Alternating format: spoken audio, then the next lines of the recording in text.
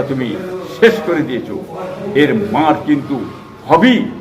খোদায়ের মার দেবী আগামী ইলেকশনে তার জবাব দিয়ে দেবে আপনি কি করেছেন। আপনার ভাইপো কাসেম সিদ্দিকী উনি বলছে পশ্চিমবাংলা আনাচে কানাচে বহু জায়গায় ঘুরেছি, পশ্চিমবাংলা বাইরে ঘুরেছি, কিন্তু এরকম মমতা মতো নেত্রী আমি জীবনে কোনো জায়গায় কোনোদিন দেখিনি।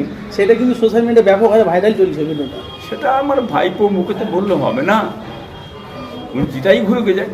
বাংলার মানুষ কিন্তু শিক্ষিত সমাজ, বুদ্ধিজীবী মানুষ, জ্ঞানী মানুষ, আলেমোলামা হাফেজ চেনে পেশার মানুষ, তারা সবাই বলছে এমন খারাপ, যেটা কেমন এমন দুর্নীতিবাদ, কি এমন দুর্নীতিবাদ, এমন তুলাবাজি, এমন ফাইল চোর, হ্যাঁ, মানে মমতা আর পৃথিবীর বুকে নেই।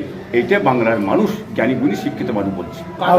আপনাদের পরিবারের সন্তান এখানে এমন এমন কাজ করছে, আপনাদের বদনাম হচ্ছে, আপনাদের যে ভক্ত আছে, আপনাদের যে মুরিদরা তারাও বিরক্ত হচ্ছে, কি বলবেন? কাজ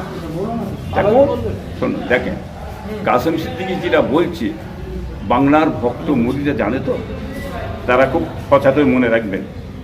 কি বলেন, ওই দুর্নীতিবাদীদের সঙ্গে মিলে, চোরেদের সঙ্গে মিলে, কি বলেন, আপনার এই তোলাবাজিদের সঙ্গে মিলে ওই আপনার ফাইল চোর মমতার পাল্লায় পড়ে উনি যা হয়েছে, ওনাকে বাংলার মানুষ মেনে নিতে পারছে না। কি